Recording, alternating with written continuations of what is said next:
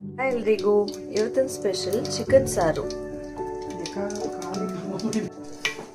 ಎಲ್ರಿಗೂ ನಮಸ್ಕಾರ. ಇವತ್ತಿನ ಸ್ಪೆಷಲ್ ಚಿಕನ್ ಸಾರು. ಇದಕ್ಕೆ ಫಸ್ಟು ಈರುಳ್ಳಿ ಟೊಮೆಟೊನ ಕಟ್ ಮಾಡಿ ಇಟ್ಕೊಂಡಿದ್ದೀನಿ. ಸ್ವಲ್ಪ ಬೆಳ್ಳುಳ್ಳಿ, ಸ್ವಲ್ಪ ಶುಂಠಿ, ಹಾಗೆ ಒಲೆಯಲ್ಲಿ ಸ್ವಲ್ಪ ಎಣ್ಣೆ ಹಾಕಿ ಸ್ವಲ್ಪ ಜೀರಿಗೆ, ಲವಂಗ ಮತ್ತು ಚಕ್ಕೆನ ಫ್ರೈ ಮಾಡ್ಕೊಳ್ತಾ ಇದ್ದೀನಿ. ಇದರ ಜೊತೆ ಶುಂಠಿ ಬೆಳ್ಳುಳ್ಳಿ ಹಾಕಿ ಚೆನ್ನಾಗಿ ರೋಸ್ಟ್ ಮಾಡ್ಕೊಳ್ಳೋಣ.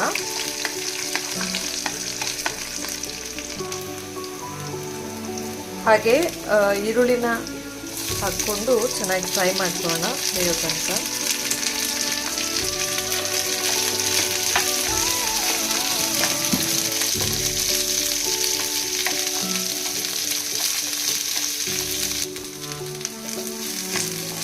ಈರುಳ್ಳಿ ಚೆನ್ನಾಗಿ ಬೆಂದ ನಂತರ ಕಟ್ ಮಾಡ್ಕೊಂಡಿರೋ ಟೊಮೆಟೊನ ಹಾಕ್ಕೊಳ್ತಾ ಇದ್ದೀನಿ.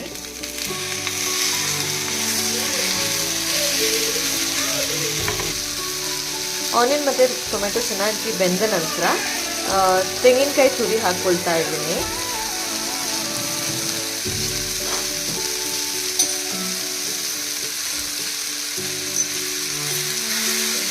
ಇದನ್ನು ಸ್ವಲ್ಪ ಚೆನ್ನಾಗಿ ರೋಸ್ಟ್ ಮಾಡ್ಕೊಳ್ಬೇಕು.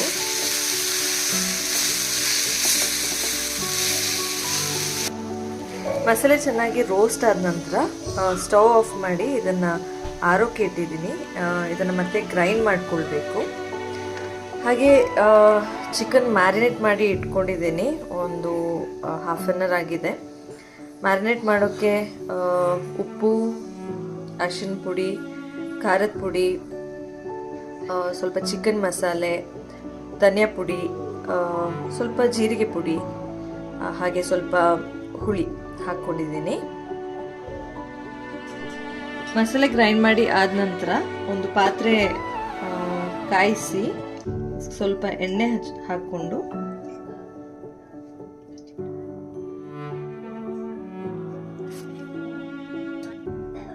ಕಾದಿರೋ ಎಣ್ಣೆಗೆ ಸ್ವಲ್ಪ ಕರಿಬೇವು ಸೊಪ್ಪು ಹಾಕ್ಕೊಳ್ತಾ ಇದ್ದೀನಿ. ಹಾಗೆ ತುರಿದಿರೋ ಮಸಾಲೆನೂ ಚೆನ್ನಾಗಿ ಫ್ರೈ ಮಾಡ್ಕೊಳ್ತಾ ಇದ್ದೀನಿ.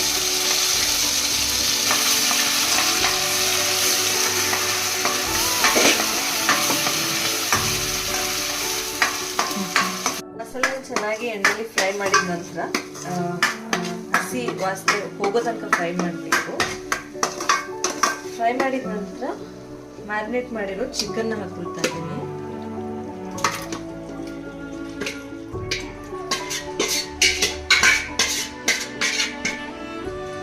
ಚೆನ್ನಾಗಿ ಮಿಕ್ಸ್ ಮಾಡಿ ಇದನ್ನು ಮುಚ್ಚಿ ಸ್ವಲ್ಪ ಹೊತ್ತು ನೀರು ಬಿಡೋ ತನಕ ಬೇಯೋಕೆ ಇಡ್ತಾ ಇದ್ದೀನಿ.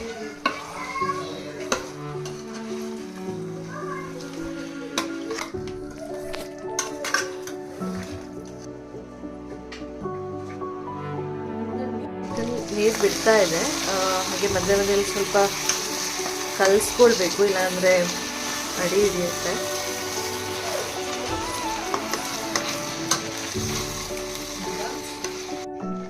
ಚಿಕನ್ಸ್ ಚೆನ್ನಾಗಿ ಬೆಂದು ನೀರು ಬಿಟ್ಟು ಸ್ವಲ್ಪ ಡ್ರೈ ಆದ ನಂತರ ಇನ್ನೊಂಚೂರು ನೀರು ಹಾಕ್ಕೊಂಡು ಚೆನ್ನಾಗಿ ಕಲಿಸ್ಕೊಳ್ತಾ ಇದ್ದೀನಿ. ನಿಮ್ಗೆ ಎಷ್ಟು ಸಾರು ಬೇಕನ್ಸುತ್ತೋ ಅಷ್ಟು ನೀರು ಹಾಕ್ಕೊಳ್ಳಿ. ಚೆನ್ನಾಗಿ ಕುದೀಲಿ, ಹಾಗೆ ಚಿಕನ್ ಬೇಯುತ್ತೆ.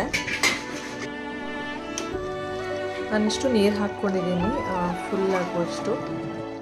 ಇದು ಚೆನ್ನಾಗಿ ಕುದೀತಾ ಇದೆ. ಇವಾಗ ಆಲ್ಮೋಸ್ಟ್ ಹಾಫ್ ಆಗುವಷ್ಟು ಕುದ ಮೇಲೆ ಚಿಕನ್ ಬೆಂದಿದೆ ಅಂತ ಚೆಕ್ ಮಾಡಿ. ಚಿಕನ್ ಆಲ್ಮೋಸ್ಟ್ ಬೆಂದಿದೆ. ಇದಕ್ಕೆ ಸ್ವಲ್ಪ ಕೊತ್ತಂಬರಿ ಸೊಪ್ಪಿನಿಂದ ಗಾರ್ನಿಷ್ ಮಾಡ್ತಾ ಇದ್ದೀನಿ.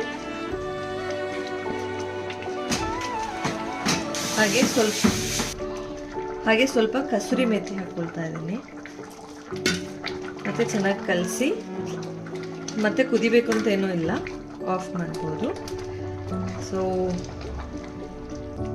ಯಮ್ಮಿ ಟೇಸ್ಟಿ ಚಿಕನ್ ಸಾರು ರೆಡಿ.